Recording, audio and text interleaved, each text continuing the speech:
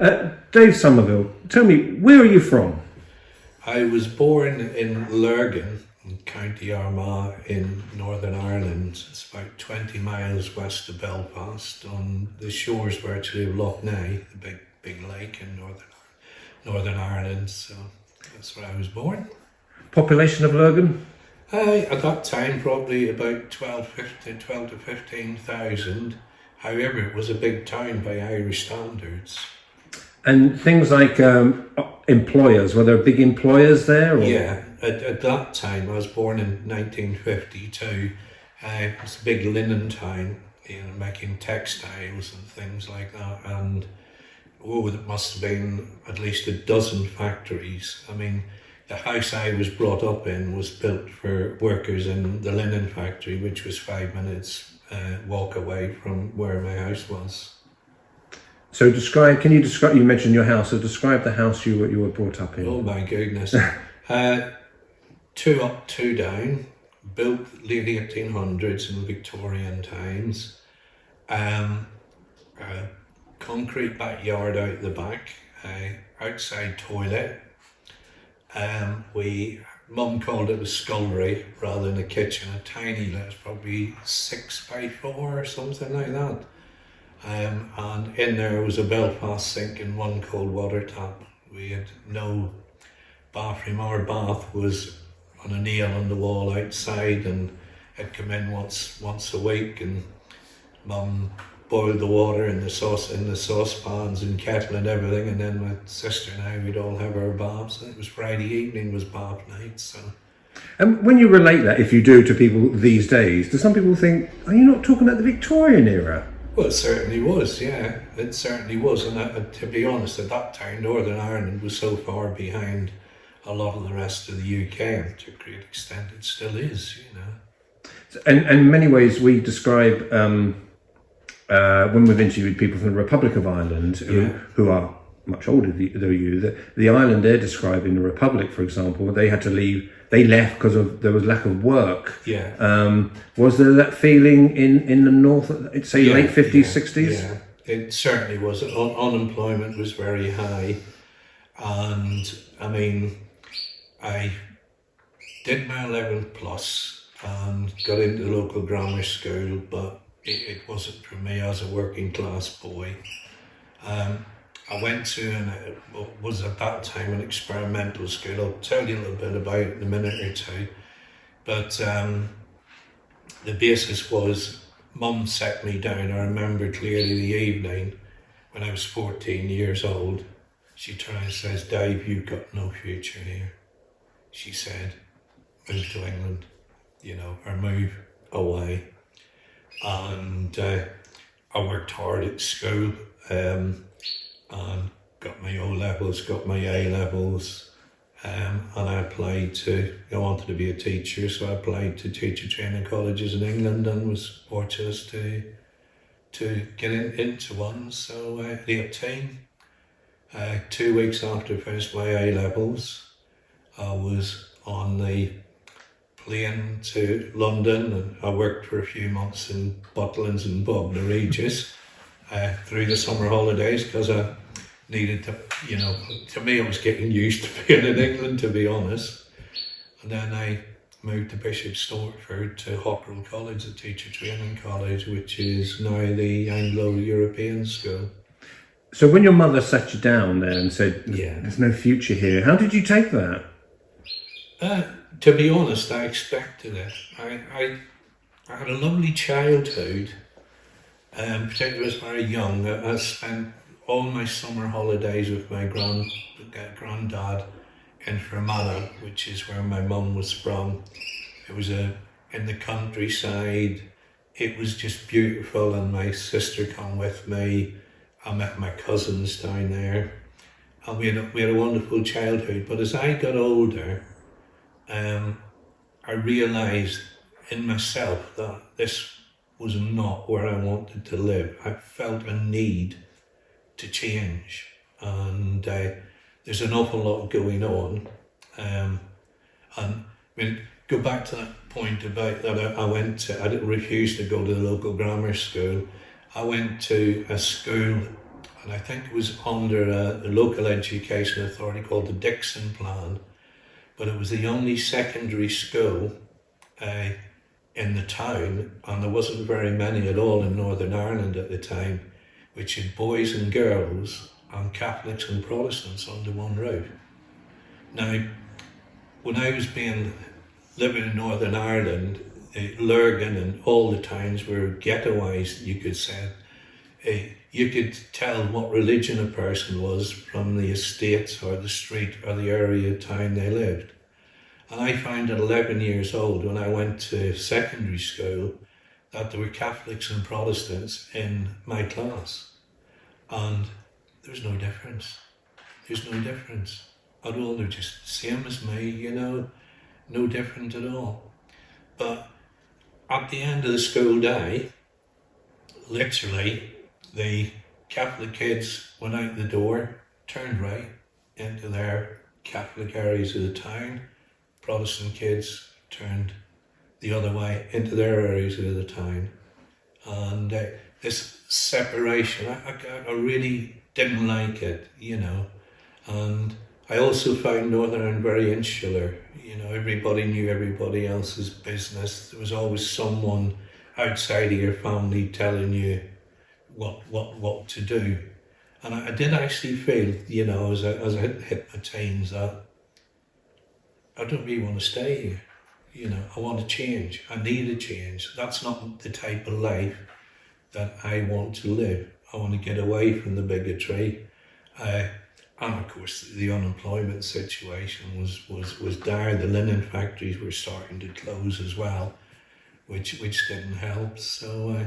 But you're a young man, past his 11 plus, and thinking these things. Were you, you know, and obviously, you know, a lot of people recognise you as, you know, a much respected geography teacher at St. Mark's. Were you alone thinking that, or was it just Dave Summerville who was thinking that? I think a lot of my friends did as well. I mean, if you take my class of, say, 25, I mean, it used to be, it was Friends Reunited years ago, we used to keep in touch with each other, and some of them now through Facebook.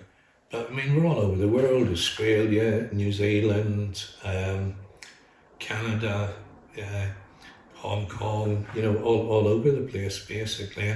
And my cousin Gordon and his family in the 50s actually moved to New Zealand. And we lost contact for a long time. When I got back in contact, sadly my uncle had died, who brought the family out there. However, he went for the same reason as me, believe it or not. Talking to my cousin, he was saying, well, your dad left for exactly the same reason as I did, you know. So I imagine amongst some people are content, you know, but I've always been a little bit of like a traveller anyhow, you know. I don't, home is where you live. I've got no great affinity to, you know, Northern Ireland now. To certainly, if I move back to Northern Ireland, I certainly would move back to Lurgan, you know. Harlow, I've lived here for nearly over 40 years, nearly 50 years actually, and I love it here. But I don't regard it as home really. You know, I could quite happily move tomorrow somewhere else. So that's no insult, disrespect to Harlow. It's just the way you are that's your personality. That's just my personality is that way. Yeah. I mean, when I was younger, I had a terrible wanderlust. You know, when I had school holidays, off I went. You know, different places. When I was a student, I hitchhiked all over Europe. You know, it's this fascination for what's beyond your own four walls. And as we're focusing on Northern Ireland, you know, you're over here in Harlow. Yeah. You started teaching in St. Mark's in what year? 1973. I taught there for 41 years in total. Yeah. And did you ever go back to Northern Ireland? Oh, I did. I went back every year to see my mum and my sister. My dad passed away when I was young, so I used to go back to see my mum every, you know, 2 or 3 times a year, and also my sister. My sister's still there, but I've got a lot of my extended family have passed on, you know. So. And what's Lurgan like now? It's it's a strange place. I don't feel any great affinity with it.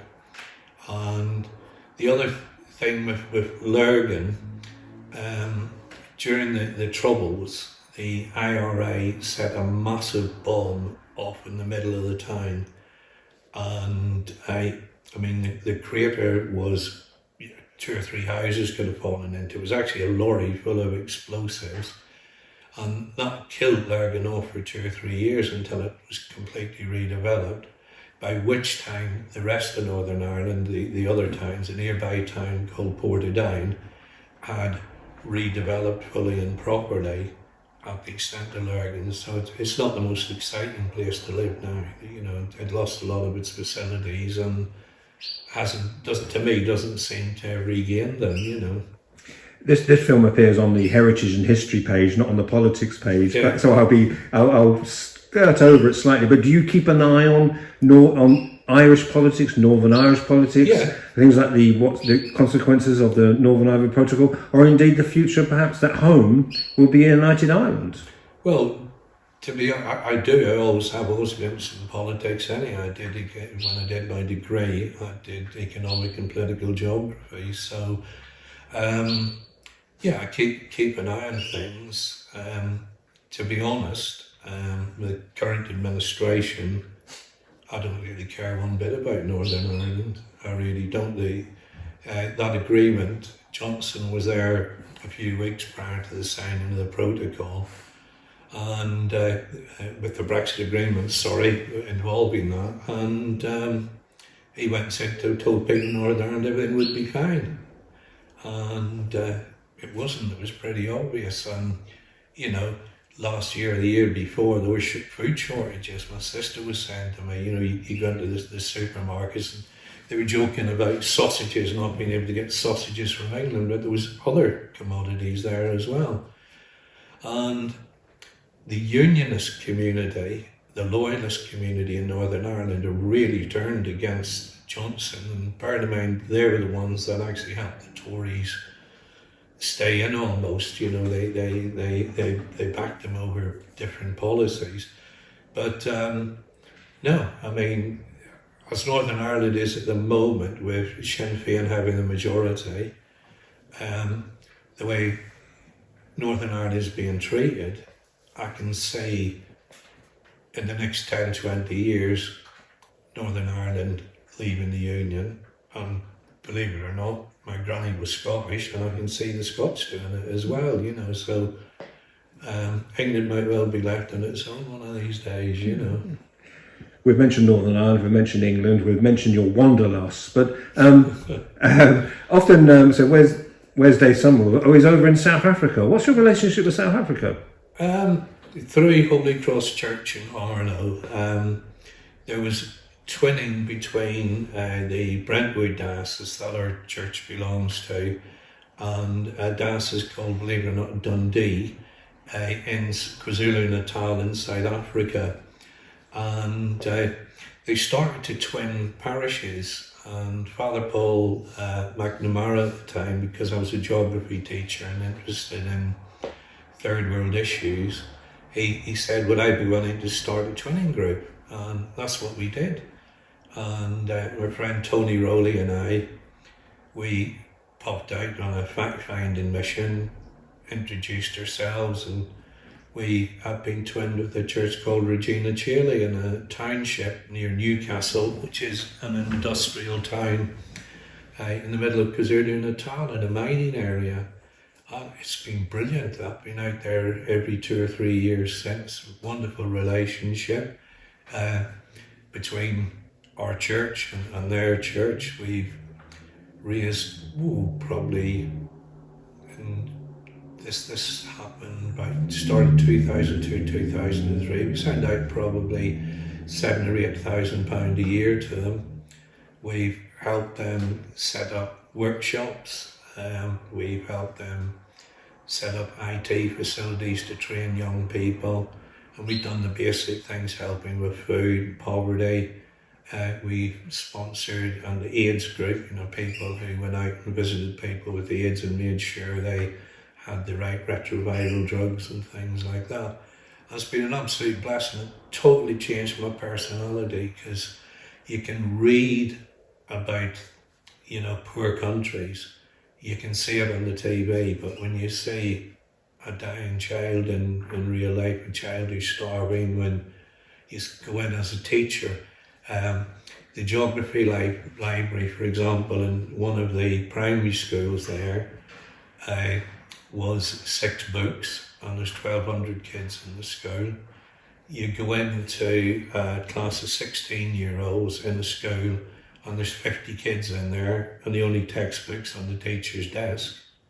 And the people there, most of them are Zulus actually, that's their ethnicity, and how they can work through that and become successful in life is absolutely amazing to me, compared to the opportunities we offer our young people, and they have on a plate to a great extent, but out there it's amazing that people make such a success of their lives. And you brought a little bit of South Africa back to Harlow, because there's in the Holy Cross Church, there's the plaque to the lady who died recently. The lady who died recently was in charge of twinning at their end, a lovely lady called Opa Salepe. We got to know her very well. In fact, at one stage she was living and she was a teacher, actually headmistress actually out there, and wonderful lady, and she set the projects going. She come up with ideas. I mean, there's no point in me telling them what they want, come up with the ideas, and we managed to finance and back them and things like that. But the memorial plaque went up. I think it's the first memorial plaque ever put up in the church to her, because of the kind of value of the relationship between her parish and our parish. But finally, you left home, you came to Harlow, 42 years teaching at St. Mark's, did you say? Yeah. You must be very proud when people would stop you in the street and say... Well, it's nice that they do, I remember talking to my boys when they were at school, and they didn't go to school in Harlow, and they absolutely hated their teachers. And when I was up the town with them, and people go, "Hello sir, how are you?" And I said, "Well, excuse me, you can call me Dave now, I retired a few years ago." And Paul and Rob, my 2 boys, turned and said, "Well, I wouldn't have spoken to one of my teachers when we were up the town, So it's nice. And once I retired, I was able to go on Facebook with ex-pupils. It's something you don't do when you're teaching. And I hear the stories of their life stories. I've been to a few parties over the years, been to a few baptisms and things like that. Sadly, some funerals as well, But you're really proud of your contribution you've made. Oh, well, I wouldn't be so arrogant as to say that, but my years at St. Mark's were absolutely superb. I loved the kids, I loved the job, I loved my colleagues. I couldn't have wanted a better place to teach. So, so my experiences of teaching life was absolutely superb. Sadly, I got ill and had to retire early, but the years before I was ill and retired made up for the ones I've had since, So. Good. Dave Summerville, thank you very much for your time. Cheers, Michael. Thank you.